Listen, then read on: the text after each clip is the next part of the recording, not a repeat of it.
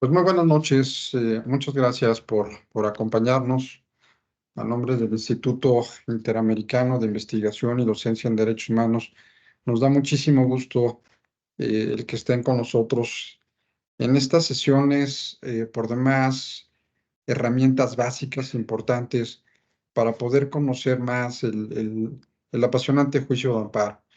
Eh, Hemos tratado de comprender un poco esta figura desde el ámbito práctico, ver qué es lo que nos falta para entender mejor este mecanismo de defensa jurisdiccional de protección de derechos humanos.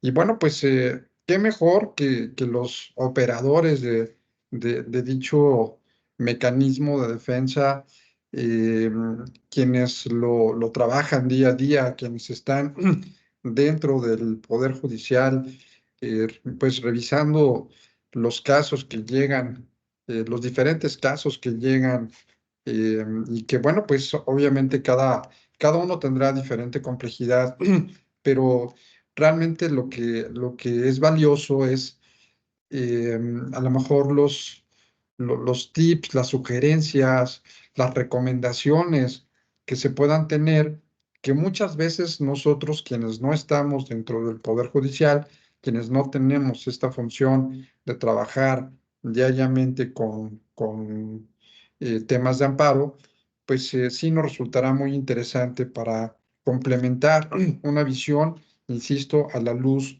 de los operadores del juicio de amparo directamente en el Poder Judicial. En esta ocasión me da muchísimo gusto darle la bienvenida a Fernando Acosta Lara. Muchas gracias, Fernando, por estar con nosotros. Fernando, él es licenciado en Derecho por la Universidad de Quintana Roo, ahora Universidad Autónoma del Estado de Quintana Roo. Cuenta con varios posgrados, una maestría en Derecho por la Escuela Judicial del Poder Judicial del Estado de Quintana Roo. También cuenta con una maestría de Constitucional y Amparo por la Universidad Modelo Campus Chetumal. Y bueno, pues dentro de la experiencia que tiene Fernando en el Poder Judicial, todo ello en el Tribunal Superior de Justicia en el Estado de Quintana Roo, como secretario adscrito de la primera sala, secretario de amparos de la primera sala especializada en materia civil y mercantil, asimismo secretario de estudio y cuenta de la sala mixta de este órgano jurisdiccional, entre otras funciones más. Así es que bueno, no le quiero quitar el tiempo para que Fernando nos pueda dar un esquema práctico de cómo visualiza él el tema del amparo. Fernando, bienvenido. Muchas gracias por estar con nosotros. Te cedo el uso de la voz. Gracias, doctor. Buenas noches, abogados y abogadas que nos acompañan. Es un gusto poder compartir esas experiencias con ustedes y básicamente todo lo que me ha dejado el Poder Judicial en esa trayectoria de 10 años que llevo en el servicio de la institución, ¿no? Y en todo lo que pueda abonar a sus conocimientos, de verdad, con toda confianza me pueden preguntar y para eso estamos, ¿no? Bueno, el día de hoy vamos a hablar acerca de lo que viene siendo un asunto muy controvertido hasta cierto punto, ¿no? Y que básicamente permea en todo momento en nuestras vidas, porque todos somos sujetos básicamente de lo que es un crédito, digámoslo de esa manera, ¿no? Y el día de hoy vamos a hablar de lo que viene siendo la perspectiva del amparo, ¿no? Y cómo viene influyendo en lo que viene siendo en las decisiones y en los criterios de la sala y cómo va marcando una trayectoria, ¿no? Que en nuestro caso es el 27º circuito, y eso nos da la pauta para poder resolver lo que vienen siendo los asuntos que son sometidos día a día a lo que es a la potestad judicial, desde la primera instancia hasta la segunda instancia, y en un momento dado cuando le damos cumplimiento a lo que son las ejecutorias de amparo, ¿no? Básicamente, el Poder Judicial de la Federación muchas veces nos otorga lo que viene siendo una libertad de jurisdicción. Entonces, esa libertad nos permite maniobrar lo que son los asuntos, claro, sin salirnos de las directrices que nos marcan en un momento dado, ¿no? Las ejecutorias de amparo. Y el día de hoy vamos a hablar de lo que viene siendo la prohibición de la explotación del hombre por el hombre y lo que viene siendo la protección a la propiedad privada, ¿no? Estoy hablando de la usura.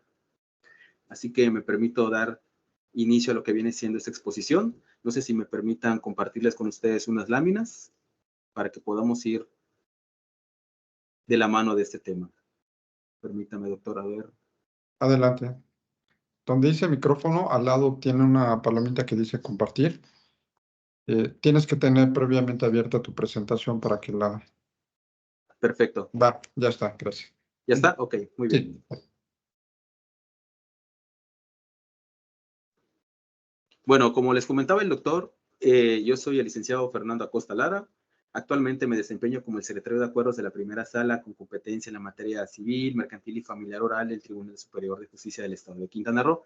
Anteriormente fui el secretario de amparo de esta sala y hace un año asumí lo que viene siendo este cargo, ¿no? Entonces, a raíz de ello, les voy a compartir mis experiencias en lo que viene siendo todo el tema de la carrera judicial para lo que llamamos nosotros, ¿no? Ahora, antes de entrar en materia, les voy a contar lo que vienen siendo los antecedentes de ese asunto, ¿no? Para que veamos cómo es que el Poder Judicial resuelve de una u otra manera determinados asuntos, ¿no? Para ello, quisiera hacer una pequeña pregunta para ponernos en contexto, ¿no? Imaginemos que el día de hoy reciben su nombramiento como secretarios de estudio y cuenta de sala, como secretarios de estudio y cuenta o proyectistas de magistrado de una segunda instancia, ¿sí?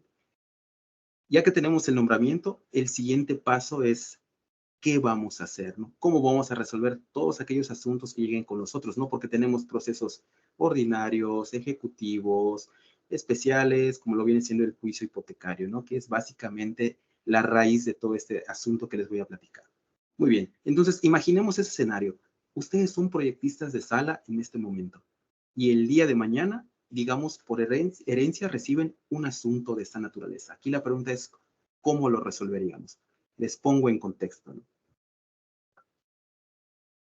Todos sabemos que un contrato de mutuo es un préstamo de consumo, a través del cual le transferimos la propiedad de una suma de dinero o bienes fungibles a otra persona, quien se obliga a devolverlo en la misma especie o calidad, o a lo mejor en otro tanto, ¿no? Dentro de los contratos de mutuo, muchas veces podemos estipular lo que viene siendo un interés, ya sea en dinero o en especie, ¿no? Al final de cuentas tenemos una libertad contractual para poder determinar cómo vamos a recibir la contraprestación por ese préstamo de consumo, ¿no? Al respecto, nuestro código establece que podemos tener un interés legal o convencional. El interés legal es el que establece el Código Civil en este momento, ¿no? Que viene siendo del 12% anual, y el interés convencional es aquel el que establecen básicamente los contratantes, ¿no? Bueno, vamos al caso en concreto para que veamos cómo es que se va normando este criterio a partir de lo que son las ejecutorias de amparo y para que vayan entendiendo, comprendiendo lo que es la base de lo que es el asunto, ¿no? Vamos a partir de ello. Obviamente en ese asunto estoy utilizando nombres ficticios para salvaguardar lo que es la privacidad de los datos de las personas, ¿no? Los datos sensibles de protección. Para este caso tenemos que Joana celebra un contrato de mutuo con interés y garantía hipotecaria con una persona moral que le llamamos préstamos SADCB. Obviamente Joana, para poder garantizar lo que viene siendo su adeudo, constituye una hipoteca en primer lugar mediante una escritura pública a favor de préstamos SADCB. El monto de la cantidad, y eso fue un asunto real, lo ficticio nada más son los nombres, fue por un monto de 10 millones de pesos. El plazo de pago, ambas partes estipularon que lo sería a 3 meses. En este caso, las partes pactaron un interés ordinario y de lo que viene siendo el contenido del clausulado del contrato determinaron que el pago por adelantado de los intereses ordinarios lo sería por 2.310.000 pesos, cantidad que la parte contratante exhibió en ese momento. Aquí es donde viene la cuestión medular y aquí es donde quisiera que pongan mucha atención, porque los moratorios fueron fijados sobre saldos insolutos por el 14% mensual. Asimismo, hubo una pena convencional por 5 millones de pesos. Esa pena convencional básicamente la establecieron en el entendido de que si la parte contratante no pagaba lo que eran los 10 millones de pesos dentro de ese plazo, se le condenaría a esa pena convencional traducida en 5 millones de pesos. Muy bien. Ahora, ante la falta de pago de esos 10 millones de pesos en el plazo de 3 meses, Préstamos S.A. demanda a Joana en la vía especial hipotecaria, básicamente para obtener lo que era el pago del capital, intereses moratorios, así como la pena convencional, gastos y costas. En ese punto hago una acotación porque nuestro código básicamente dispone en el artículo 140 que todos los juicios que sean especiales, hipotecarios, así como el interdicto para retener y recuperar la posesión, si no acreditan lo que viene siendo la acción, serán condenados al pago de gastos y costas. Eso es un punto importante, ¿no? Finalmente, el juicio se radica en el juzgado mercantil de primera instancia. Y me dirán, ¿por qué en el juzgado mercantil? Lo que sucedió en ese momento es que el juzgado cuarto civil sufrió una mutación. Y como el asunto se había radicado en ese juzgado civil, digamos, la denominación nada más era por cuanto al juzgado, pero no por cuanto a los asuntos que ya tenían radicados, porque hubo un transitorio en ese sentido de acorde al Poder Judicial mediante un acuerdo general de pleno, en el que dispusieron que todos los asuntos que habían radicado anteriormente al cambio de la denominación los substanciarían hasta ser incluido el juicio de amparo. Bueno, la demandada contesta lo que vienen siendo los hechos, opuso diversas excepciones. Aquí en las excepciones igual, ojo, muy importante, ¿no? Después les voy a explicar por qué. Y recombino la nulidad del contrato de mutuo. Al final del día, la juez o el juez dictó lo que es la sentencia definitiva en la que declaró básicamente la procedencia de la acción principal. Desestimó lo que vino siendo una que otra excepción que interpuso la parte demandada, que no fueron más que 4 aproximadamente, y finalmente la condena al pago de las prestaciones, excepto a la pena convencional, ¿no? Obviamente la reconvención fue improcedente. ¿Por qué les cuento esto? Para que vayan, como les dije, normando lo que es el criterio o cómo fuéramos a resolverlo de cierta manera.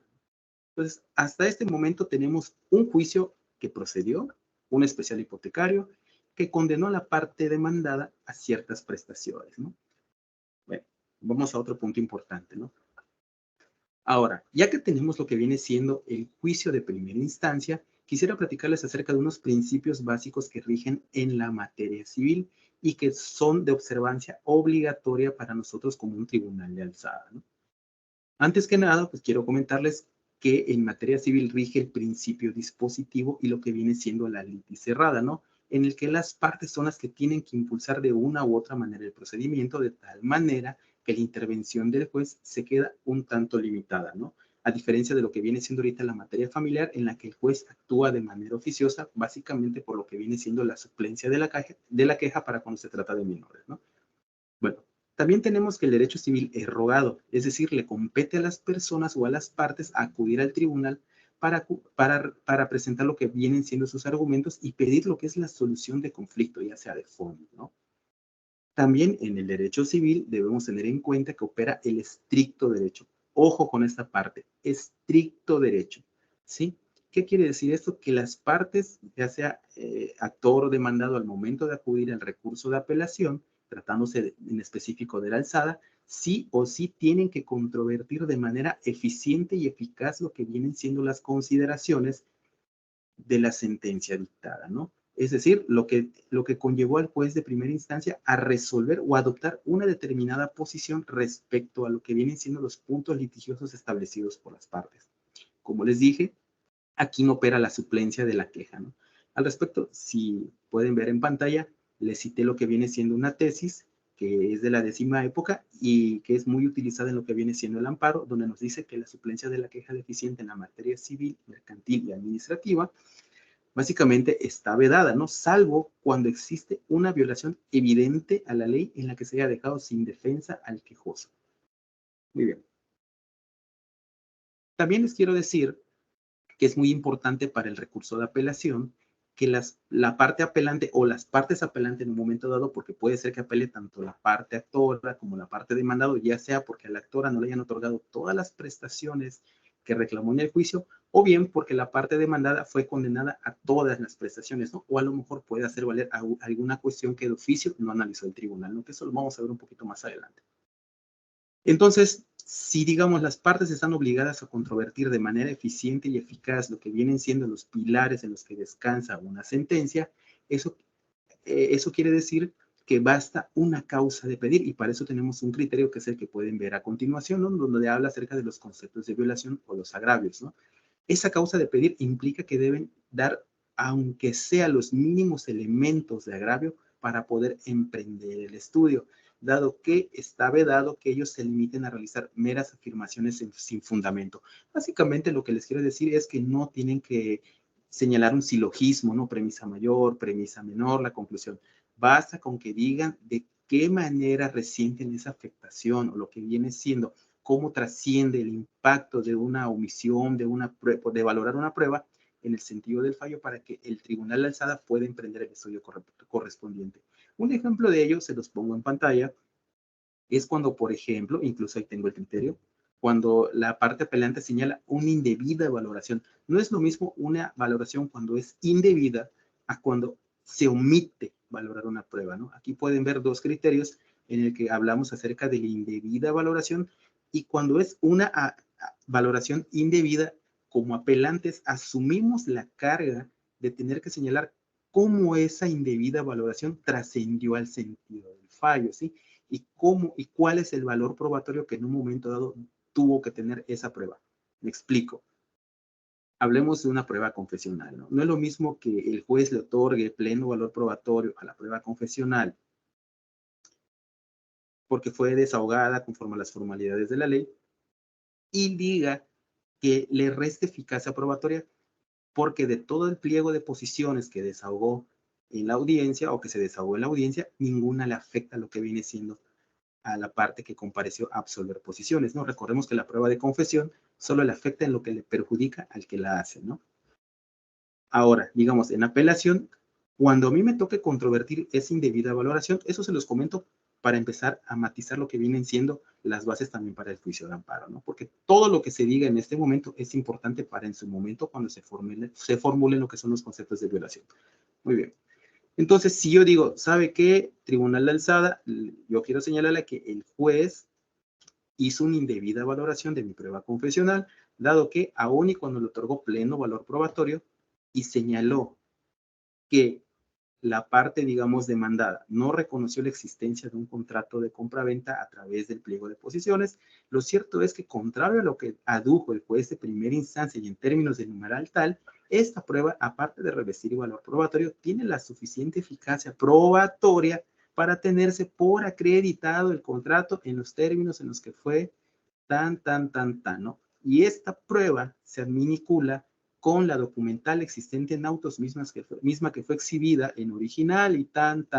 Es decir, fijo lo que es la valoración, fijo lo que es su eficacia probatoria y finalmente le enlazo con otra prueba para tener ahora sí que la base suficiente para señalar cómo fue que trascendió el sentido del fallo. ¿Sí? Claro, adicionalmente deberé señalar que con esa prueba se acredita, digamos, lo que vienen siendo el elemento primario, secundario o número 3 de lo que viene siendo mi acción, dependiendo cuál es la acción que se esté promoviendo. Y al armonizarla con diversos materiales probatorios que obran en autos, digamos, podemos tener lo que viene siendo la valoración y cómo trasciende el sentido del fallo, ¿no? Eso es una verdadera argumentación jurídica en ese sentido, que como les dije, no tiene que ser un silogismo como tal, pero cuando menos debe tener la mínima causa de pedir. Me voy al otro ejemplo. Ahora, cuando yo digo, el juez omitió valorar pruebas, existe un criterio en el que dice, ok, no me tienes que señalar cómo trasciendes al sentido del fallo, ¿no? Basta con que me señales cuáles son las pruebas que no te valoró el juez para que yo como tribunal alzada emprende ese análisis. Les platico. Me ha tocado resolver muchos asuntos, también fui proyectista en su momento y ya luego como secretario de amparo me consultaban unos asuntos y como secretario de acuerdos me toca lo que es la revisión de las sentencias. Es muy común que los abogados digan, ¿sabes qué? ¿Sabe qué, Sala? No me resolvieron o no me valoraron lo que son las pruebas. Pero cuando nos damos a la tarea de revisar lo que son los agravios y los contrastamos con lo que es la sentencia impugnada, simple y sencillamente se limitan a señalar esa parte. Me omitieron valorar, dejando toda la carga en lo que viene siendo el tribunal de alzada para emprender ese análisis, cuando ello está restringido, dado que lo mínimo que se pide tratándose de la omisión de valorar pruebas, lo es que me señales cuáles son. ¿Por qué razón? Como les dije con anterioridad, existe el principio de estricto derecho y como tal, como tribunal de alzada, no puedo emprender un análisis oficioso de lo que vienen siendo todas las pruebas que desahogó, ya sea la parte actora o la parte demandada, por la simple y sencilla razón de que dejaríamos inauditos a la contraparte, ¿no? Por eso es estricto derecho. Continúo. Debemos de tener también en cuenta que nuestro código o la mayoría de los códigos de procedimientos civiles establecen que el recurso de apelación, en el caso de nosotros, establecido en el 593, establece que es un medio de impugnación de las resoluciones de primera instancia a través del cual podemos confirmar, revocar o modificar lo que viene siendo el fallo apelado, ¿no? Al final de cuentas, la apelación no es una renovación de la instancia. Por eso es muy importante que a través de los agravios que en un momento dado podamos formular, sean los que nos den la luz para poder analizar lo que viene siendo la impugnación a la sentencia, ¿sí? Aquí pueden ver un criterio en el que nos señala que básicamente la segunda instancia se limita a la sentencia apelada y a la luz de los razonamientos jurídicos que realice la parte apelante en sus agravios. Dicho de otra manera, esto es la litis en la segunda instancia, que solo se contrasta con lo que viene siendo la sentencia definitiva impugnada, con lo que viene siendo los agravios expuestos en el fallo. Ahora, nosotros como tribunal de alzada tenemos las más amplias facultades para calificar los agravios, ya sea que los califiquemos de inoperantes, inatendibles, infundados, novedosos. Tenemos diferentes calificativas para darle, ¿no? Pero todo ello depende de cómo se produzca básicamente esa impugnación. Aquí en pantalla pueden ver, y les cité lo que viene siendo una tesis que es muy utilizada tanto por órganos de segunda instancia como tribunales colegiados. Y básicamente se refiere a los agravios inoperantes en la revisión, ¿no? Y es algo muy bonito porque esta tesis explica básicamente por qué muchas veces existe un impedimento técnico en la materia civil que imposibilita lo que es el examen del planteamiento que nos efectúa, ¿no? Y básicamente son tres supuestos. Uno es porque no controvierten de manera eficaz y suficiente las consideraciones que rigen la sentencia. Dos, porque introducen argumentos más que pruebas a la litis, ¿sí? Como les comentaba hace un momento, la litis en la apelación básicamente viene siendo nuestro escrito de agravios y la sentencia.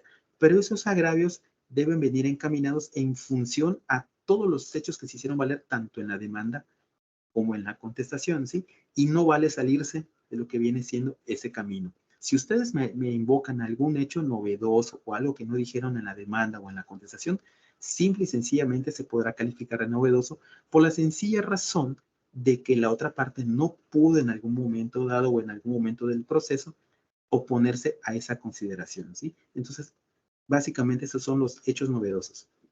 Ahora, cuando básicamente no se patentiza lo que vienen siendo la infracción que dejan sin defensa el recurrente, ¿no? ¿Qué quiero decir con esto? Cuando nos limitamos a señalar nada más que, por ejemplo, el fallo me causa agravio, que las pruebas no fueron valoradas, que el juez a lo mejor se dedicó a observar unas cuestiones que eran ajenas al proceso, ¿no? Es decir, no decimos de qué manera trascendimos el sentido del fallo, ¿no? Bueno, bajo este contexto que les he comentado y ustedes como secretarios de estudio cuenta que lo son ahora, imaginémoslo, les llegó la apelación de esta señora, digamos de Joana, y en atención a lo que viene siendo todas estas bases que rigen lo que viene siendo la apelación, la segunda instancia, el derecho civil, digamos que confirmamos el fallo recurrido. Y eso fue lo que sucedió en la entonces sala mixta, que en el año, cuando era conformada por era colegiada, antes de que fuéramos a las especializadas, se confirma el fallo. No les voy a adelantar en este momento cuál fue el razonamiento de la sala, porque propiamente yo quiero que vayamos a la materia del amparo, ¿sí? Vamos a ello. Ahora, vamos a hacer este estudio en dos partes. Básicamente, la quejosa formula 5 conceptos de violación a saber, ¿no? Señaló de entrada que el contrato era sinalagmático, ¿sí? Y señaló que si la parte actora no cumplió con su obligación de darle un aviso de incumplimiento, no le asistía el derecho para reclamar básicamente la acción por no ser exigible aún. Sobre ese aspecto, el tribunal colegiado dijo que el contrato efectivamente era sinalagmático porque era una cuestión de obligaciones bilaterales, ¿no? Es decir, yo le presto el dinero y usted se compromete a pagármelo en un plazo con todos los intereses que yo representaba, ¿no? Entonces, el colegiado le dijo que que la parte actora no está obligada a darle aviso de su incumplimiento, dado que había una fecha y un plazo establecido para el pago oportuno de la obligación, ¿no? Y como tal, también establecieron lo que era el lugar de pago, de tal manera que la parte demandada sabía dónde tenía que cumplirse esa obligación. Así que ese concepto de violación lo desestimó por ser infundado, ¿no? Aparte, señaló la parte quejosa que como se sustituyó la obligación por un contrato más o menos como de una reestructuración de deuda, vamos a llamarle, lo desestimó por ser infundado, ya que dijo que no puede innovar con un acreedor distinto, digámoslo de esa manera. Ahora, aquí también señaló que hubo una indebida valoración por lo que fueron las testimoniales que ella presentó durante el juicio de origen y que básicamente señalaban que ellos, esos testigos, sabían acerca de esa innovación, ¿no? El tribunal colegiado lo desestimó en conjunto con el cuarto concepto de violación, dado que tanto los testimonios como lo que viene siendo la pericial contable no fueron suficientes para desestimar de que la parte demandada no hubiese suscribido el contrato de innovación, dado que, como les dije con anterioridad, no se puede innovar con un acreedor distinto. No nos perdamos tanto con ello. Vámonos al quinto concepto de violación y es básicamente donde viene la materia de estudio de lo que viene siendo el amparo directo y cómo le dimos cumplimiento o cómo se le dio cumplimiento, porque yo estaba en esa época como secretario de estudio y cuenta y que básicamente le cayó una compañera y me tocó ver cómo lo iban a resolver. Entonces, ojo, aquí es donde dijo la parte quejosa. Si no prospera ninguno de los conceptos antes descritos, deberá valorarse la mala fe de la actora, la situación económica en la que se encontraba la demandada y se realice la quita o ajuste de los elevados intereses moratorios establecidos en el contrato. Para poder estudiar este concepto de violación, el tribunal colegiado se remontó a lo que venía siendo la sentencia de la sala y a su vez a lo que venía siendo la demanda de primera instancia, así como a su contestación, para advertir si efectivamente se había planteado esa situación. Así que vamos a ello. Y antes de entrar a ese estudio, les preguntaría, ¿cómo resolverían el tema de los intereses moratorios del quinto concepto de violación? Para poderle dar respuesta a ello, vámonos a las bases del contrato, ¿no? El colegiado advirtió que los intereses ordinarios fueron cubiertos por adelantado, por lo tanto no ameritó un análisis. ¿Recuerdan cuando les comenté que el interés era del 14% mensual? Bueno, el tribunal colegiado destacó que ese 14% mensual de los intereses moratorios, multiplicado por los 12 meses del año, nos daba el 168% anual de interés moratorio, lo que es por mucho usurero, ¿no? Para ello, el tribunal colegiado dijo que la demandada señaló dentro del capítulo de excepciones y o defensas la improcedencia en el cobro de intereses excesivos, argumentando básicamente que el interés era excesivo y aprovechándose de la necesidad de otro, la parte actora, lo que en ese caso era la sociedad anónima, obtuvo un lucro indebido al intentar cobrar intereses por encima de la ley y por ello solicitaba el ajuste retroactivo al interés. Como les dije anteriormente, la importancia de hacer valer en la demanda toda la defensa necesaria para evitar hechos novedosos en la litis de segunda instancia, básicamente es proporcionarnos las bases o los elementos suficientes para que en un momento dado podamos advertir lo que es la causa de pedir, ¿no? No es lo mismo que me introduzcan un hecho novedoso a que cuando menos lo señalen en lo que viene siendo la demanda o en la contestación para que al momento de realizarse el estudio de los agravios podamos determinar y fijar el parámetro de si se encuentra dentro de lo que son los puntos controvertidos en la litis o no. Eso es un tip muy importante, ¿no? Ahora, como les dije anteriormente, se habrán preguntado en algún momento, ¿qué dijo la sala sobre los intereses moratorios? Básicamente, la sala mixta dijo que los negocios se perfeccionan desde el momento en el que se suscriben, ¿no? Y como tal, obligan a su cumplimiento. En nuestro caso es el artículo 149 del Código Civil. Y que básicamente las partes pueden estipular cierta prestación como pena para el caso de la obligación que no se cumpla, que en este caso podría ser en dinero o en especie. Y si las partes básicamente habían establecido una pena de un 14% como moratorios, tenía que ser sí o sí la contraprestación a pagar por la cantidad que había obtenido la parte demandada para destinarlo a lo que fuere, ¿no? Ahora, Sobre este punto, el tribunal colegiado emprendió el análisis de lo que es el contrato de mutuo, hizo lo que viene siendo un desplegado de nuestro Código Civil, así como también señaló lo que es el interés legal, el interés convencional, y advirtió también que cuando este último, estoy hablando del interés convencional, sea superior al interés bancario y tan desproporcionado que haga creer que se ha abusado del apuro pecuniario, deberá reducirse equitativamente el interés hasta el tipo legal, que para nosotros o para la mayoría es el 12%.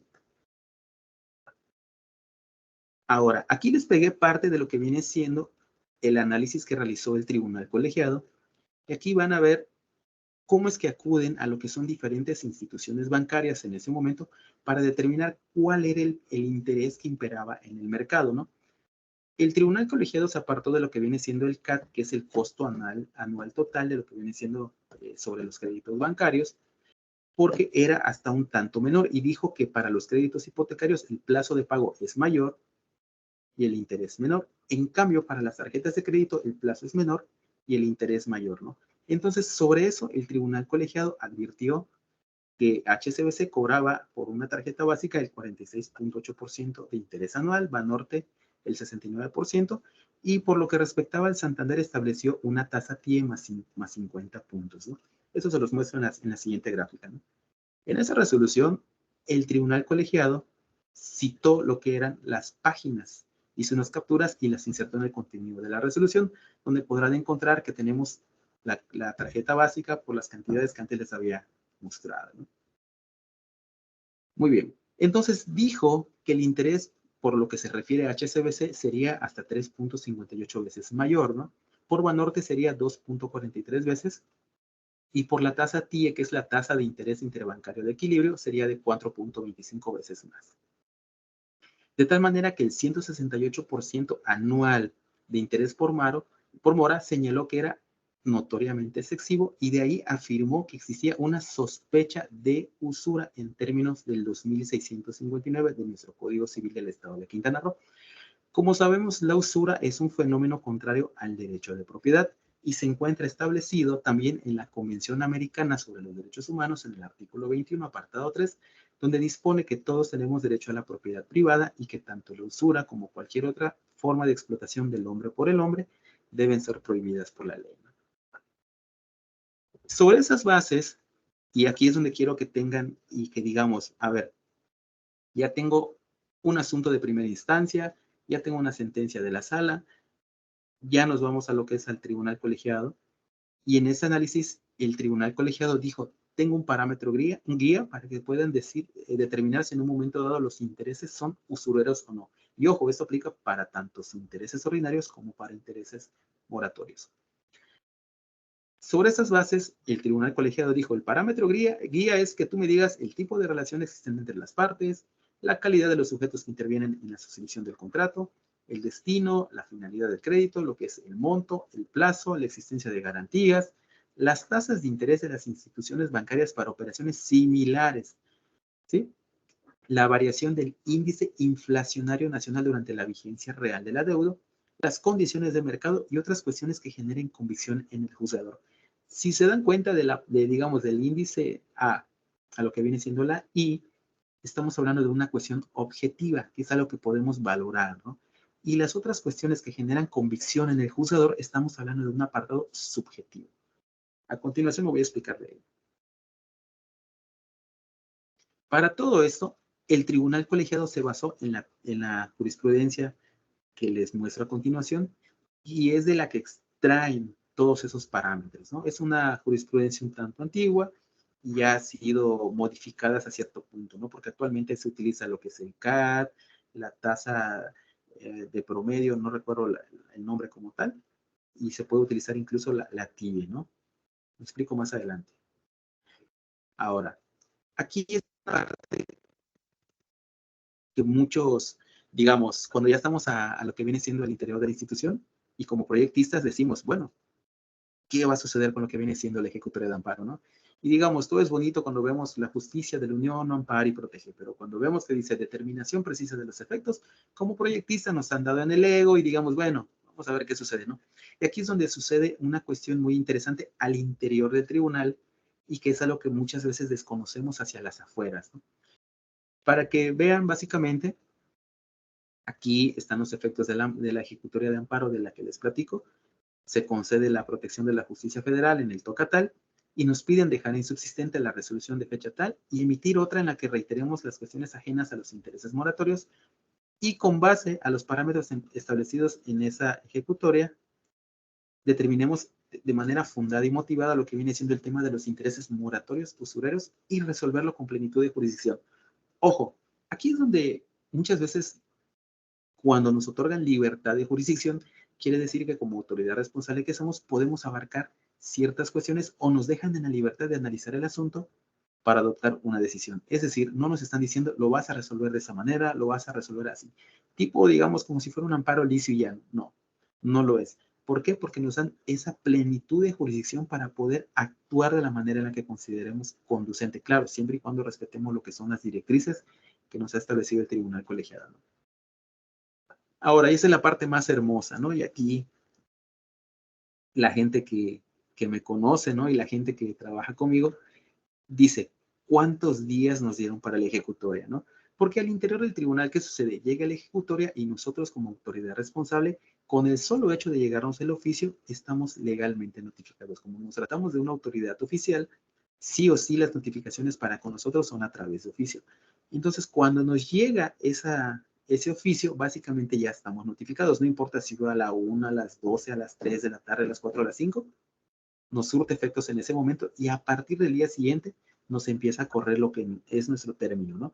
Entonces, digamos, entre lo que se divide el expediente, el toque, el cuadernillo de amparo que formulamos aquí con todos los antecedentes necesarios para la sustanciación de lo que va siendo el juicio ante la sala, en términos del 178 de la ley de amparo, dejamos insubsistente el acto reclamado, firma el magistrado en nuestro caso, firma su secretario, dejamos insubsistente, la actuaria realiza lo que viene siendo la publicación en la lista y digamos entre lo que pasa, lo que sucede entre la radicación, por así decirlo, pero mejor dicho, entre dejar insubsistente el acto reclamado y su publicación, sí o sí median como 2 días.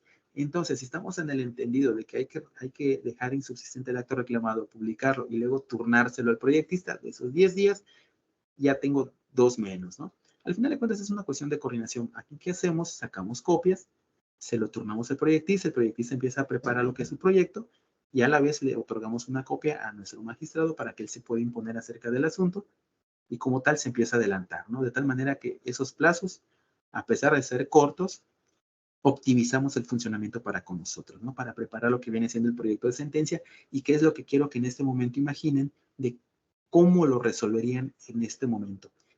Como vieron anteriormente, les señalé que el interés era usurero, ¿no? Y como al principio de esa exposición les dije también, todos somos sujetos de obtener un crédito y esa resolución, ¿por qué las quise platicar con ustedes? Porque sí o sí en un momento dado pudiéramos determinar si es usura o no en la que estamos sujetos en un determinado momento, ¿no? Bueno, como les dije, se deja insubsistente el acto reclamado y se realiza el estudio del proyecto de la sentencia al tener libertad de jurisdicción, ¿no? Cuando esta resolución se resolvió, la proyectista que en su momento lo tuvo, y en la parte en la que comenté de los efectos, había una parte muy interesante en la que hablaba acerca del comportamiento del crédito, ¿no? De cuánta alza y baja pudo tener durante el tiempo de lo que viene siendo el crédito, ¿no? Eso solo es ilustrativo. Ahora, teniendo el parámetro guía, me gustaría que ustedes se imaginaran o se trataran de preguntar, bueno, yo soy el secretario de estudio y cuenta en este momento. ¿Qué debo responder o qué debo decir yo en relación, bueno, mejor dicho, al tipo de relación existente entre las partes? ¿Qué responderían ustedes? Estamos bajo una ejecutoria de amparo, tenemos los días contados y ojo que si lo hacemos mal podemos incurrir en un exceso, en un defecto y en su caso hasta en la destitución del cargo. En sus manos está resolver ese asunto. ¿Qué le pondrían? ¿Qué dirían al respecto? Recuerden que todos los actos en términos del 14 y 16 de la Constitución Federal deben estar debidamente fundados y motivados. Entonces, prescindiendo de lo que viene siendo las cuestiones ajenas que me dijo el amparo, no las estudies, reitéralas, enfócate a lo que viene siendo los intereses moratorios ¿qué le responderían ustedes o cómo utilizarían este parámetro guía? Les muestro. En su momento, la sala dijo, el tipo de relación que existe entre las partes es que el acreedor, o mejor dicho, préstamos, es el acreedor de la parte demandada. Y la parte demandada es un garante hipotecario en términos del contrato de mutuo con intereses. Ese es el punto. Ahora, la calidad de los sujetos que intervienen en la suscripción del préstamo y si es que la actividad del acreedor se encuentra regulada. ¿Qué le pondrían ustedes? ¿Qué le pondrían? ¿Cómo lo contestarían? Bueno, aquí se contestó que la acreedora es una persona moral, cuyo objeto social básicamente se trata de especulación comercial, porque estaban destinados al diseño, construcción, supervisión, fraccionamiento, subdivisión y todo lo relacionado a lo que viene siendo la administración de inmuebles, ¿no? En tanto que la deudora era una persona física, con domicilio en tal lugar, casada y que se dedicaba al hogar. El destino o la finalidad del crédito, a pesar de que nos impusimos de todos los autos y del contrato, no señalaron un destino en específico del contrato, digo, del crédito. El monto del crédito sabemos que fue por 10 millones de pesos, el plazo del crédito sabemos que fue por 3 meses, son datos obvios obtener en el contrato y del expediente, ¿no? La existencia de garantías, pues tenemos que en la cláusula quinta, la deudora básicamente se constituyó también en garantía hipotecaria a favor de préstamos SADCB y en primer lugar, ¿no? Muy bien. Ahora, aquí es donde vino la cuestión más interesante, porque al final del día el tribunal colegiado dijo, bueno, te doy como parámetro lo que vienen siendo las tasas de las tarjetas de crédito. Sobre este punto, como teníamos libertad de jurisdicción, se analizó lo que era el CAT y no las tasas de lo que vienen siendo el interés para las tarjetas de crédito, ¿no? ¿Por qué razón? Porque el CAT era el costo anual total de los créditos otorgados por las instituciones bancarias, llamémosle así, respecto a cuestiones de créditos hipotecarios y eran las tasas que más se asemejaban al interés legal de nuestro código, que era del 12% anual, ¿no? Y digamos, otorgándole aún el beneficio de la duda a lo que viene siendo la parte actora, sí o sí el interés era por demás elevado. Ahora, como les dije anteriormente, y lo que fue básicamente la tablita que les mostré, donde había como una fluctuación en el índice inflacionario, se advirtió que en esa época hubo un crecimiento del 3.57%, por lo que aún así, ponderando esta cuestión, el interés era por demás elevado a lo que habían establecido las partes, ¿no? Es decir, se representaba en un 164.43% y si le suman ese 3% era el 168%. Es decir, aún contando la inflación en esos años, el interés pactado era por demás mayor. Ahora, en las condiciones del mercado también se estableció básicamente que podía utilizarse como lo que viene siendo como una tasa de referencia, la tasa TIE, para lo que vienen siendo las operaciones de crédito entre bancos calculada obviamente por el Banco de México. Aquí no vamos a meternos en mayor detalle porque solo es parece que una condición de mercado.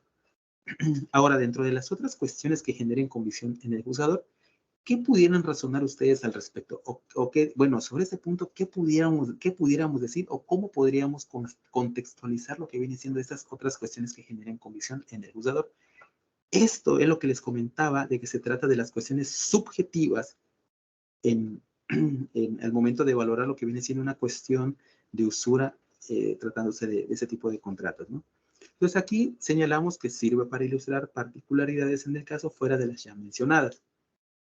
¿Y qué dijimos al respecto? No, bueno, del contenido de los autos advertía que los testigos que ofreció la parte demandada, ambos estaban encaminados, pese a que fueron tachados mediante el incidente respectivo, ello no les restó la eficacia suficiente, mejor dicho, eficacia probatoria, para determinar que la parte, digamos, demandada sí estuvo en el lugar y como tal, que ella estuvo en ese momento al celebrarse el contrato con la finalidad de obtener un dinero, un préstamo, para poder solventar unas necesidades básicas de ella, dada su edad avanzada, y que como tal, ella trató de entregar ese terreno o vender ese terreno a cambio de esa cantidad de dinero para poder solventar esas necesidades, ¿no? Digamos, ahí es donde se constató que sí o sí hubo un apuro en la señora para poder obtener lo que, bueno, mejor dicho, se detectó lo que era el apuro pecuniario en el que se encontraba la señora al intentar vender lo que era su inmueble y del cual se aprovechó esta persona moral.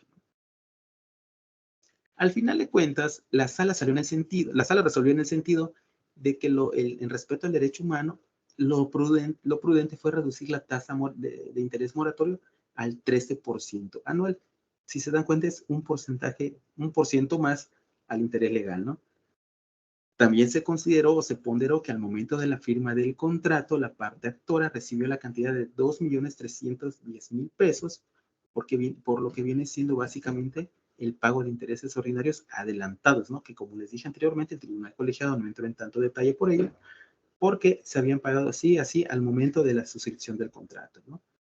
También se tomó en consideración que si en dado caso se tuviese que pagar la cantidad de 5 millones de pesos, eso era referente a una pena convencional. Y sumado a la cantidad de 2.310.000 pesos, en total la parte actora obtendría, o la parte acreedora, la cantidad de 7.310.000 pesos adicionales a lo que venía siendo los 10 millones de pesos y también a lo que viene siendo al interés moratorio, que en ese momento no era cuantificable, ¿no?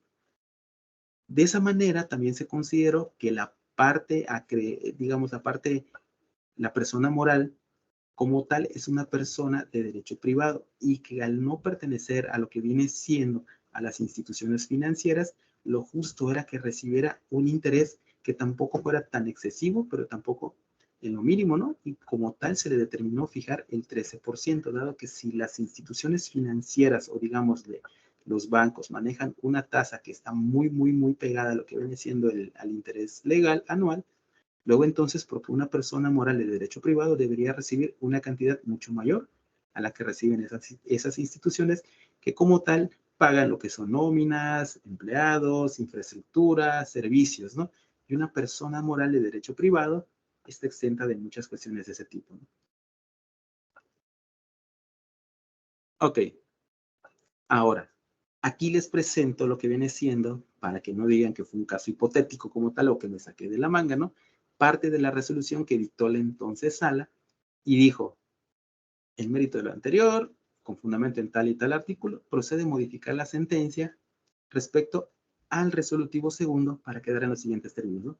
Y aquí condenan a la parte demandada al pago de los intereses moratorios a razón del 13% anual generados desde la fecha de vencimiento del contrato basal y hasta la total liquidación de la deuda.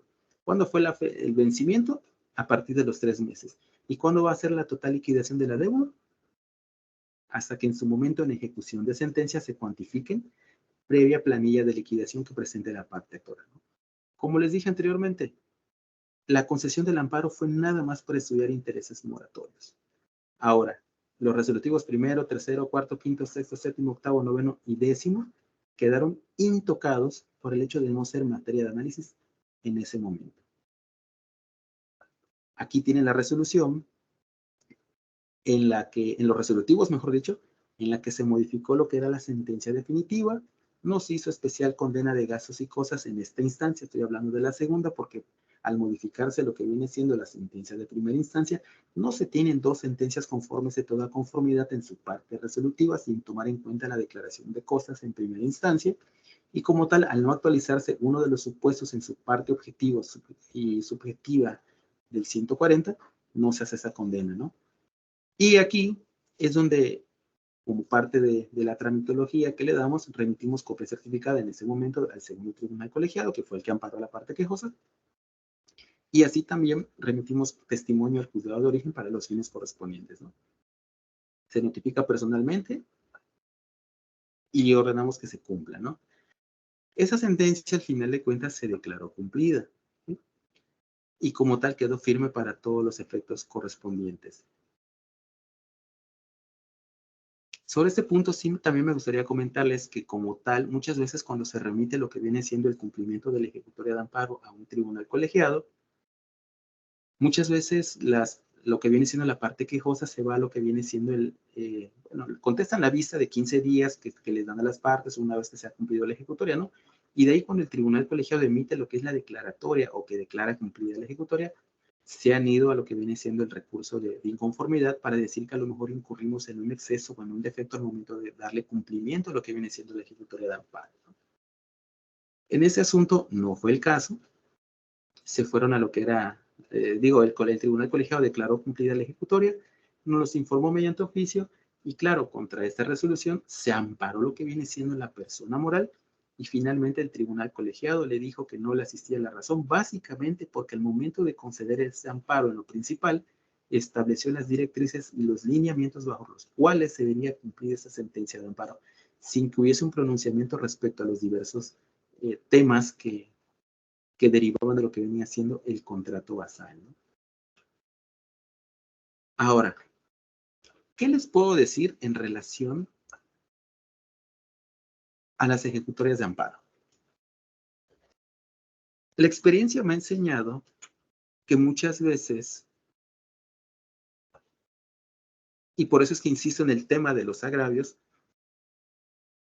que muchas veces los abogados en algún punto, estoy hablando de los postulantes o de los litigantes, tratan de dejar toda la carga en el Poder Judicial, ¿sí? Y digamos, consideran que con el solo hecho de presentar la demanda, con eso básicamente ya cumplieron su función, ofrecer pruebas y esperar el dictado de la sentencia, ¿no? Esa es la óptica que podemos tener en un momento dado cuando se presenta la demanda. Ahora, ¿qué sucede al interior de un tribunal? Tenemos que checar requisitos de procedibilidad, presupuestos procesales. Todo lo que es la demanda pasa por un filtro, vamos a decirlo de esa manera, ¿no? Pasa por ese filtro para poder determinar si en un momento dado el semáforo cambia y les vamos dando lo que son las fases procesales, ¿no? Entonces, cuando estamos en un cumplimiento de amparo o vamos a llamarle a una sentencia de apelación, muchas veces como autoridad responsable, vamos a llamarle así, estamos obligados a analizar esos presupuestos procesales, si fueron competencia, vía, litisconsorcio, personalidad, ¿no? ¿Por qué razón? Porque si no, todo el procedimiento se cae y si no lo advertimos nosotros al momento de resolver los recursos de apelación, cuando eso sube a tribunal colegiado o a la sede federal, los tribunales colegiados también sí o sí están obligados a resolver las cuestiones de los presupuestos procesales y es cuando nos retrotraen los amparos para efectos. Y esos amparos para efectos muchas veces repone el procedimiento porque no se llamó a tal persona y es un litisconsorcio pasivo necesario. O sabes qué, la vía fue incorrecta, no tuvo que ser una vía mercantil, vía civil, tuvo que ser una vía mercantil. ¿Por qué? Porque la parte actora se dedicaba a la especulación comercial, ¿no? Entonces, todos esos filtros son los que nosotros, como operadores jurídicos al interior de un tribunal, sí o sí tenemos que analizarlos, incluso en la sentencia que dictemos, para que venga lo que es el cumplimiento de la ejecutoria de amparo, contesten lo que son los agravios o los conceptos de violación que formulen las partes sin estar viciado el procedimiento de origen. No sé si tengan alguna duda, no sé si quisieran comentar algo al respecto, pero eso es lo que les pudiera yo comentar en este momento acerca de lo que viene siendo la óptica del tribunal en los cumplimientos a las ejecutorias de amparo. Qué interesante, Fernando. Muchas gracias. La verdad es que nos fuiste llevando de la mano con el caso práctico que nos comentaste. Eh, si no tienes inconveniente, abrimos una breve sesión de preguntas. Y yo quisiera, si me lo permites, me quedó una duda, a ver si no digo una barbaridad. Corríjame, por favor. En el caso de esta tabla de parámetro guía, que se me hace muy útil, porque se hace un estudio muy interesante, pues de razonamiento, creo yo, de una forma ordenada del razonamiento, para que se tenga mayor claridad. Y aquí la pregunta es, por ejemplo, cuando tú ponías en las cuestiones que generan convicción en el juzgador, que serían las condiciones particulares de las partes, que fue lo que determinó principalmente este esquema pues de establecer que si hay usura, podríamos establecer, porque por ejemplo, nosotros estamos trabajando una línea de investigación en derechos humanos que es el derecho gerontológico. Y en esta circunstancia, la edad, por ejemplo, de las partes pudiera influir, su situación económica, si tienen alguna discapacidad, si tienen alguna condición que se le considere como grupo de atención prioritaria. Sería en esta parte de condiciones particulares de las partes para considerar en el fallo alguna protección especial a este grupo de atención prioritaria? Gracias, doctor. Desde luego. Ahorita lo que viene siendo la edad avanzada, podemos decirlo, en las personas, es un factor, o mejor dicho, se empiezan a catalogar dentro de lo que es las categorías sospechosas, ¿sí? Y como tal tienen cierta desventaja, vamos a decirlo de esa manera, ¿no? Frente al marco normativo. En el caso del estado de Quintana Roo, existe una ley para la protección de las personas de la tercera edad o adulto mayor, ¿no? Como tal, no da tantas concesiones, ¿no? Pero sí es un parámetro para en un momento determinado decir, ok, tengo una ley, tengo que brindarle cierta protección. Hay un criterio que está vigente por lo que es la Suprema Corte, donde habla en específico de que la edad avanzada no es una condición o no es como un factor para suplir la deficiencia de la queja en lo absoluto, ¿no? Ahí lo que quiere decir la Corte es, ok, no le vamos a suplir.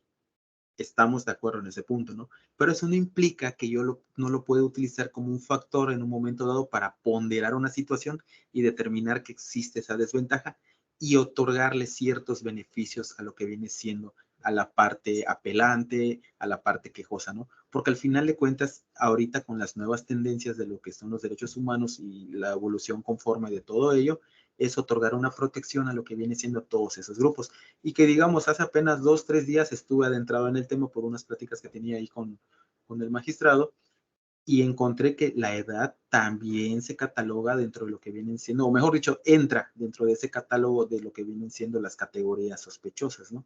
Y que básicamente se encuentran tuteladas en el artículo 1 de la Constitución y que en armonía con lo que viene siendo ya la interpretación conforme y el principio pro persona y todo eso, sí o sí puede ser un factor para determinar. Y en el asunto que les platicaba, la señora tenía 71 años y para que uno pueda tener lo que viene siendo se pueda catalogar como como adulto mayor, aquí son 63 años como tal, 63 años ya entra dentro de la edad avanzada.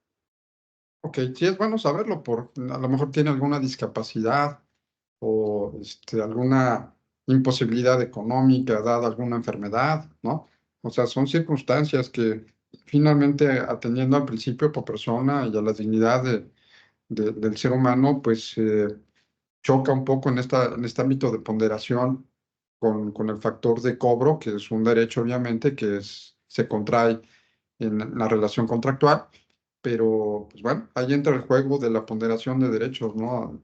Y la jerarquía constitucional de protección a la dignidad humana. Bueno, todos estos temas que son muy interesantes. Muchas gracias, Fernando. No sé si alguien quiera hacer el uso de la voz, si quisiera preguntarle algo a Fernando en relación al caso práctico, en relación al tema que nos hizo favor de plantear, alguna duda.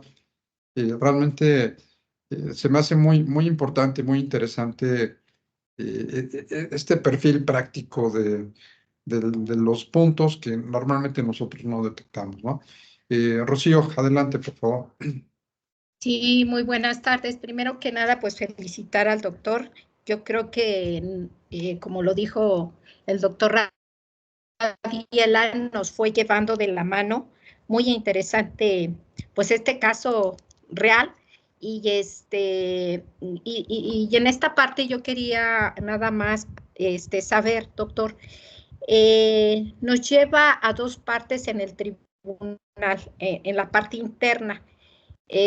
Donde claramente señala que ven la parte objetiva, como fue el caso, todos los plazos, las tasas, las variaciones, los índices, la situación inflacionaria para resolver respecto al interés que de todo notorio era usura, en la parte objetiva. Pero la parte subjetiva del caso, que es la plenitud o la libertad que tiene el tribunal, esa libertad de jurisdicción de que señala, en esta libertad de jurisdicción, ¿sí realmente se da esa libertad de jurisdicción, doctor? ¿O también tienen algunas indicaciones o una directriz, sobre todo en materia de derechos humanos, que es los casos que hoy en día se desbordan, ¿no? también en esa parte de libertad de jurisdicción, sí les permiten, o por política interna también hay ese, digamos, esa mano, esa directriz, ese no te metas en tanto problema y así acótalo. No sé qué nos pueda decir.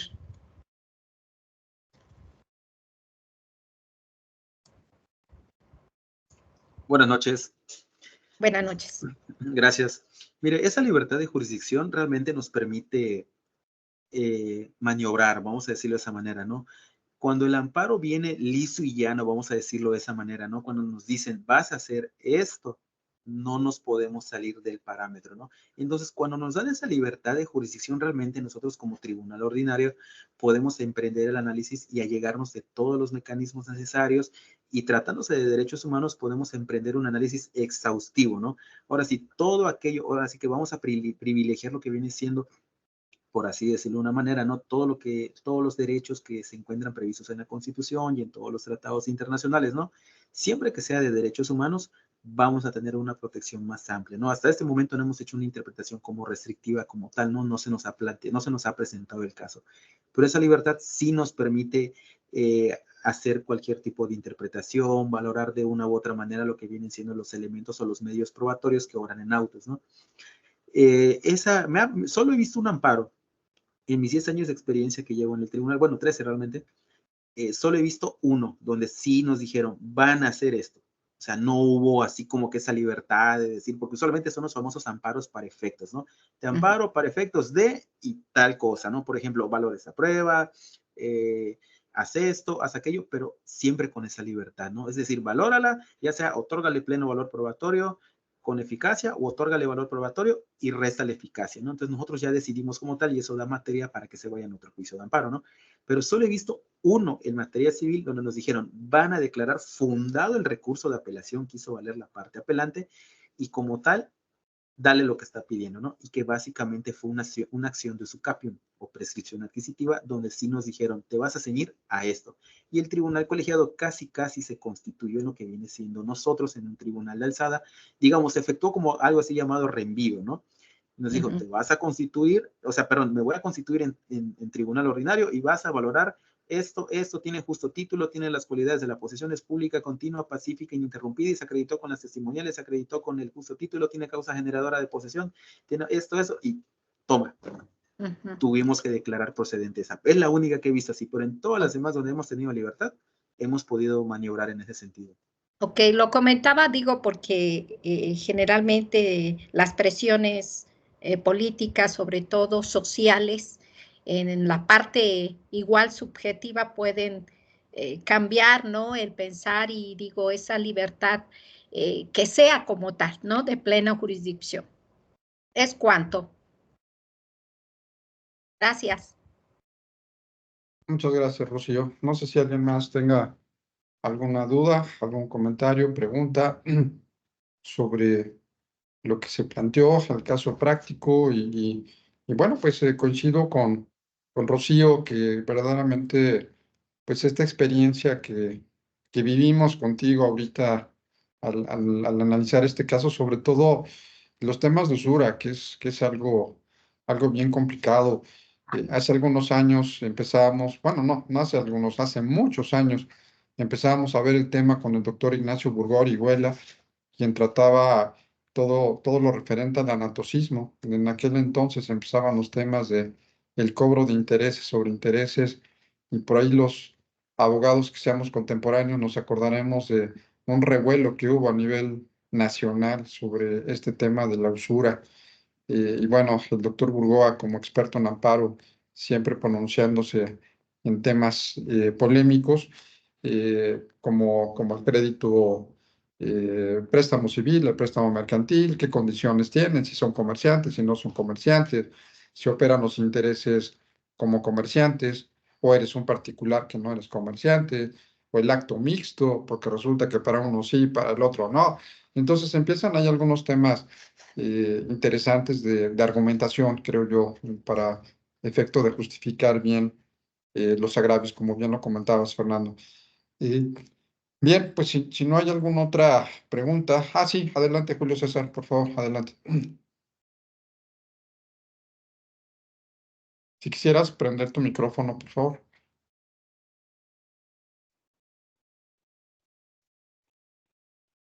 Buenas noches, licenciado Fernando Acosta. Soy el licenciado Julio César Calles Martínez de Tampico, Tamaulipas. Con mucho gusto, me agradó mucho su exposición. Comentando ahorita sobre lo que comentaba también usted de un juicio de amparo sobre prescripción positivo subcopión. La semana pasada obtuve un fallo del Tribunal Colegiado de aquí de Tamaulipas, el 19º circuito, otorgándole el amparo a mi cliente precisamente por un juicio de ese tipo. Y los efectos del amparo que precisa el tribunal colegiado son parecidos a los que usted comenta, que deje insubsistente la sentencia reclamada, que dicte otra en la que, siguiendo los lineamientos de esta ejecutoria, funde y motive lo relativo a la procedencia de la acción de usucapión, teniendo en cuenta que para su estudio el actor se ostenta como poseedor de mala fe. La situación era que mi cliente siempre dijo que no tenía título y era poseedor de mala fe, y el Tribunal Superior de Justicia del Estado siempre alegó que él no tenía título y no podía ser poseedor, no procedía a la demanda porque no tenía título para acreditarlo. Pero se le dijo 1000 veces que no lo tenía, precisamente porque el Código de Procedimientos Civiles de aquí, el civil, marcan que es factible que no lo tenga, pasa a ser poseedor de mala fe. Entonces mi pregunta era la siguiente, licenciado. Aquí el tribunal dice, el colegiado le dice al magistrado de civil que deje insubsistente la resolución y que dicte otra siguiendo los lineamientos de esta ejecutoria, en la que funde, motive lo relativo a la procedencia de la acción de usucapión, teniendo en cuenta para su estudio que el actor se ostenta poseedor de mala fe. La sala civil ya me resolvió en el término y me hace una resolución idéntica a la anterior, y vuelve a decir que no procede. Yo ahorita estoy en un incidente de defecto por incumplimiento. Tiene apenas 10 días esta resolución. ¿Es factible aquí, mi pregunta, es factible que este tipo de situaciones se den de esta forma por parte de los tribunales civiles? ¿O este tipo de resoluciones tienen que ser más precisas para que ellos cumplan conforme a lo que les manifiesta el tribunal colegiado? Buenas noches, licenciado Julio César. Gracias por sus palabras. Mire, aquí, ahora sí que deberíamos partir del hecho de si fue un amparo para efectos y si hubo una libertad de jurisdicción, ¿no? ¿Qué sucede muchas veces con la libertad de jurisdicción? Que como el tribunal ya tiene hecho la sentencia, vamos a decir, y purga un vicio, nada más un vicio formal, usualmente la da en el mismo sentido, ¿no? Aquí, ¿qué le puedo recomendar como tal? ¿O cuál sería mi sugerencia? Puede promover lo que viene siendo el defecto en el cumplimiento, ¿no? Pero tendría que atacar lo que viene siendo esa indebida como que fundamentación y motivación, ¿no? Y señalar en específico, el tribunal colegiado dijo que tenías que fundar. Estoy señalando que no tengo soy un poseedor de mala fe y como tal no tengo un justo título, pero sí estoy obligado a demostrar lo que es mi causa generadora de la posesión. Así es. Y esta causa generadora de la posesión es tal. Entonces, en términos del artículo, en el caso de nosotros es como el 1820 más o menos el Código Civil, no sé cuál sea el relativo de su estado, señalar, esa es mi causa generadora, como tal, me fundo en ese numeral y las motivaciones fácticas y legales que me llegan para sostener lo que es mi causa generadora y lo que son las cualidades de la posesión se encuentran en esos numerales tan, y armonizándolo con lo que vienen siendo las pruebas que ha de haber desahogado en autos. Eso es lo que daría la pauta para la motivación y señalar si sí o no se acredita lo que vienen siendo los elementos para la procedencia de esa acción, ¿no? Entonces, a lo mejor con ese exceso, argumentando eso, podría tirarlo mediante un defecto en el cumplimiento. Y si no, ya tendría que irse ahora sí a otro amparo, ¿no? Pero atacar lo que viene. Hay veces se dan situaciones como de ego, una situación de que dice el magistrado, no me vas a ganar, yo tengo la razón, y malamente, pero siento aquí una situación de capricho o de ego del magistrado que está repitiendo la resolución en los términos que hizo anteriormente y no funda ni motiva por qué vuelve a considerar que no procede la acción.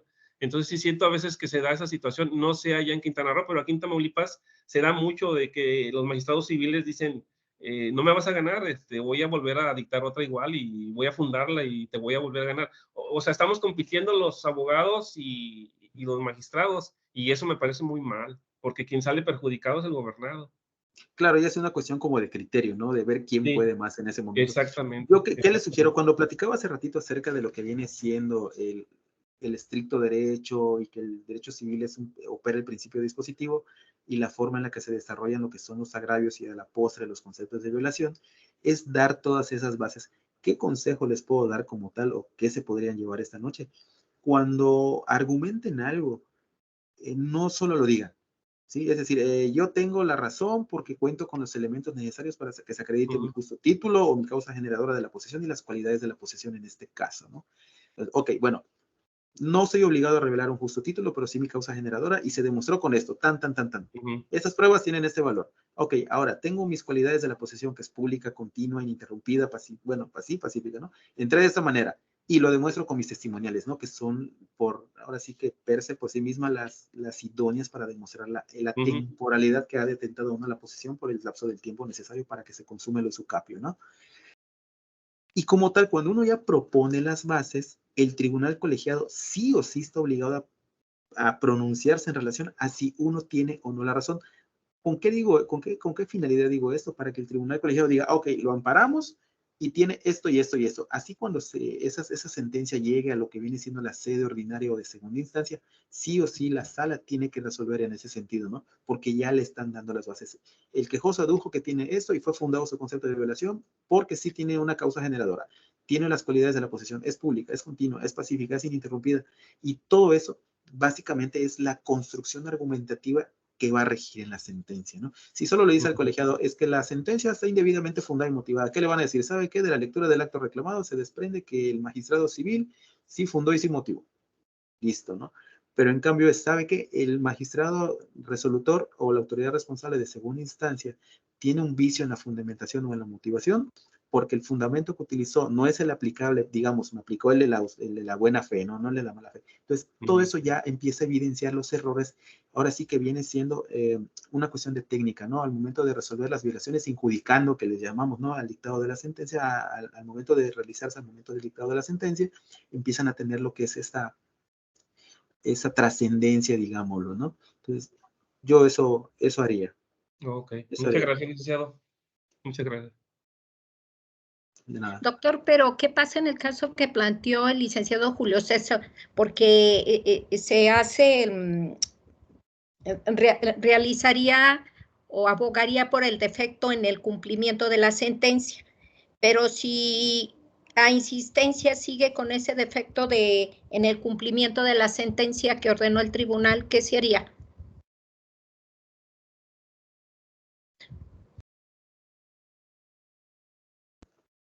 ¿Me Porque puede repetir la pregunta? es que mire, por ejemplo, hay un caso que yo tengo de que ahora sí, el juzgado no acata, digamos, lo que señaló el tribunal colegiado y le dice, porque se demandó el defecto del cumplimiento de la sentencia, pero no lo acata. Él sigue, como dijo el compañero el licenciado Julio César, dijo, tienen ese ego de decir, pues yo gano porque está mal el tribunal colegiado, porque sí existe ese ego, esa lucha, decir, pues valoró, hizo mal su razonamiento, no quiero y lo alargo y no cumplo con ese defecto en el cumplimiento de la sentencia. Ok. Bueno, aquí lo que se promueve usualmente es ese incidente, ¿no? Por defecto del cumplimiento. Y tienen que igual proporcionar las bases para que pueda desestimar en un momento dado tribunal colegiado o juez de distrito si hubo ese defecto, ¿no? Ahora, aquí hay algo muy interesante, porque hay una palabra, les voy a compartir una palabra que es clave, ¿no? Y de hecho yo lo he utilizado en varios asuntos y ahora sí que cuando lo he usado sí se siente como que empieza a haber cierta incomodidad, vamos a llamarlo por parte de la autoridad, ¿no? Porque propiamente yo igual sí de repente me doy como que mis agarrones con el Poder Judicial Federal, ¿no? Ya sea más que nada con los jueces de distrito, ¿no? Que de repente nos han concedido cada amparo medio extraño por allá, ¿no? Y aquí de hecho que está conectada ahora sí que mi actuaria no me va a dejar mentir, la licenciada Adriana, hemos tenido cada cuestiones últimamente y que sí dejan mucho que desear, ¿no? Y nos damos cuenta de en manos de quién estamos en un momento dado, ¿no? La palabra que les voy a compartir es la palabra contumaz. Cuando señalan, la autoridad tuvo contumacia al resolver o al momento de darle cumplimiento a los efectos de amparo, como que se ponen sobre uñas, vamos a decirlo, ¿no? Porque dicen, a ver, ¿qué pasó? Por ahí hay un criterio, no recuerdo en ese momento dónde está, pero si me permiten lo busco en el transcurso del día de mañana, se lo comparto al doctor y que se los haga llegar, por favor, donde hablaba respecto a lo que viene siendo, me parece, el recurso de inconformidad, o no sé si era un exceso o un defecto en el cumplimiento, porque una vez resolvimos una sentencia acerca de unos señores que era como de contadores, valoramos como 150 documentales, si no mal recuerdo, nos dieron 40 días para el cumplimiento de esa sentencia, y lo que viene siendo la parte quejosa se fue al recurso de inconformidad y dijo, perdón, al exceso en el defecto, en el cumplimiento, y dijo que habíamos sido contumaces al darle cumplimiento a la ejecutoria de amparo. Básicamente esa palabrita como que alerta, ¿no? Es, hey, a ver, ¿qué está pasando aquí? ¿Por qué están diciendo que eres contumaz? No es lo mismo decir eres rebelde o que no está cumpliendo, pero cuando dicen hay una contumacia en la autoridad, como que se encienden los focos, ¿no? Y desgraciadamente, sí, muchas veces cuando hay esa libertad de jurisdicción no se acatan esas disposiciones, ¿no? Pero vuelvo al punto anterior, ¿no? Con el licenciado Julio César. Depende de cómo lo argumenten, ¿no? Digan cuál es la base, cómo resienten la afectación y cómo trasciende al sentido. Propiamente esa distinción de cómo trasciende al sentido les va a abrir muchas puertas. Yo lo veo en los recursos de apelación donde los abogados vienen y me dicen, ¿sabes qué? No me valoraron mis pruebas. Bueno, pero dime cuáles, ¿no? Mínimo, es la mínimo que se les pide, dime cuáles.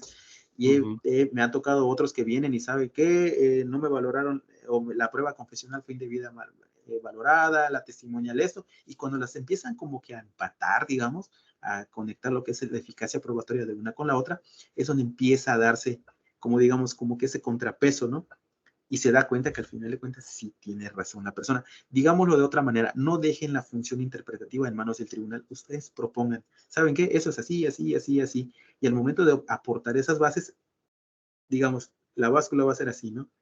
Y ahora le va a corresponder al tribunal hacerlo al revés, ¿no? Porque mientras más aportan ustedes, menos oportunidades vamos a tener, como decir, no tiene razón. Eso es un tip que les doy porque yo lo veo todo el tiempo aquí con nosotros, ¿no? Me llegan apelaciones de una hojita, 2 hojitas, y así como que, bueno, caramba, ¿qué están haciendo? No, o sea, si lo que quieren es ganar tiempo, pues están mal, ¿no? Porque se resuelven así en 3, 5 días esas apelaciones. Y en cambio hemos tenido otras muy complicadas de estudio, porque sí o sí nos obligan a estudiar. Por ejemplo, les comentaba presupuestos procesales, condiciones especiales para la procedencia de la acción.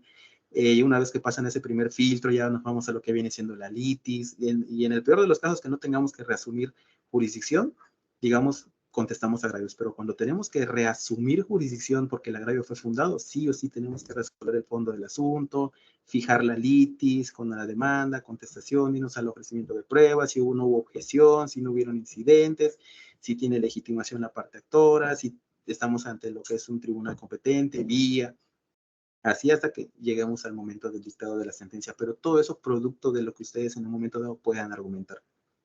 Y si no lo dicen, ahí es donde nos encontramos, ahora sí que con esos pequeños obstáculos, porque todo lo que digan después de empieza a ser novedoso. Pues muchas gracias, Fernando. No sé si alguna última participación, en caso de que no haya, pues verdaderamente nuestra gratitud, porque todos los comentarios que nos das son garbanzos de libra que nos ayudan en la práctica, sobre todo, esto no lo dan los libros, ¿no? Esto no lo encontramos en ningún libro, ni en la ley, ni algún tratado. Esto es la vivencia de quien tiene la oportunidad de trabajar el hermoso juicio de amparo de manera práctica y con los temas de cuidado, ¿no? Con los puntos que hay que hacerlos más sólidos. Esta parte que tú comentabas se me hace muy, muy, muy importante.